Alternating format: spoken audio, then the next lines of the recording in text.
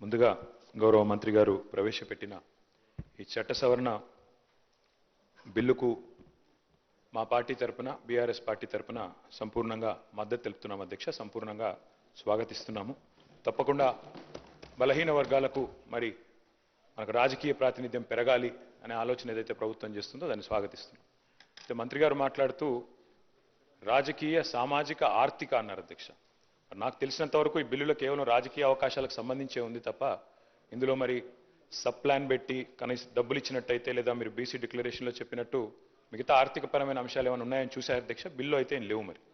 మరి సామాజిక ఆర్థిక అన్నారు అధ్యక్ష. అది కూడా బీసీ సబ్ ప్లాన్ కూడా తొందరలోనే ప్రత్యేకంగా అవసరమైతే ఒకరోజు సమావేశం పెట్టి బీసీ సబ్ ప్లాన్ కూడా పెట్టాలి అని చెప్పి కూడా రాష్ట్ర ప్రభుత్వాన్ని తమరి ద్వారా నేను కోరుతా ఉన్నా అధ్యక్ష.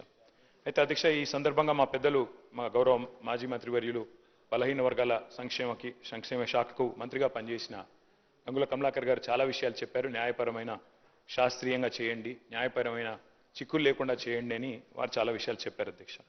దాంతోపాటు ఇంకా ఒక 2-3 అంశాలు మా పార్టీ తరపున, ఎందుకంటే మున్సిపల్ చట్టాన్ని సవరిస్తున్నప్పుడు వారు మాట్లాడారు. పంచాయతీరాజ్ మంత్రిగా నేను గతంలో కొంతకాలం పనిచేశాను అధ్యక్ష. కాబట్టి నా అనుభవంతో వారికి కొన్ని సలహాలు సూచనలు కూడా నేను చేయాలనుకుంటా ఉన్నా అధ్యక్ష. అధ్యక్ష, మా పార్టీ కొత్తగా ఈరోజు బలహీన వర్గాల సంక్షేమం గురించి ఈరోజు మాట్లాడడం లేదు అధ్యక్ష. పెద్దలు కేసీఆర్ గారు 2004వ సంవత్సరంలో ఆనాడు యూపీఏ ప్రభుత్వంలో ఆనాడు కాంగ్రెస్ పార్టీతో మేము పొత్తు పెట్టుకున్నాం అధ్యక్ష. పొత్తు పెట్టుకున్న తర్వాత ఆ రోజు యూపీఏ ప్రభుత్వంలో భాగస్వామిగా కూడా దాదాపు సంవత్సరంన్నర కాలం మంత్రిగా కూడా కేంద్ర కేబినెట్ మంత్రిగా కూడా కేసీఆర్ గారు పనిచేసినారు. ఆ సమయంలో అధ్యక్ష 2004 డిసెంబర్ 17 నేను డేట్తో సహా చెప్తా ఉన్నాను. ఆ రోజు కేసీఆర్ గారు ఇక్కడ తెలంగాణ నుండి ఆనాడు ఆంధ్రప్రదేశ్ నుండి మన బలహీన వర్గాల సంక్షేమ నాయకులు ఎవరైతే ఉన్నారో బీసీ సంక్షేమ సంఘం జాతీయ అధ్యక్షుడిగా ఉన్న ఆర్ కృష్ణయ్య గారిని వారి ప్రతినిధి బృందం మొత్తాన్ని కూడా ఆ రోజు ప్రధానమంత్రి మన్మోహన్ సింగ్ గారికి ఫోన్ చేసి వారి కార్యాలయానికి ఫోన్ చేసి అపాయింట్మెంట్ తీసుకొని, సార్ బలహీన వర్గాల సంక్షేమం మీద మాట్లాడాలి, మీరు కొద్దిగా సమయం ఇవ్వండి, ఏదో మెమరాండం ఇచ్చి 5 నిమిషాల్లో పోవడానికి కాదు, మాకు కొద్దిగా సమయం కావాలి అంటే ప్రధానమంత్రి మన్మోహన్ సింగ్ గారు కూడా టైం ఇచ్చినారు అధ్యక్ష.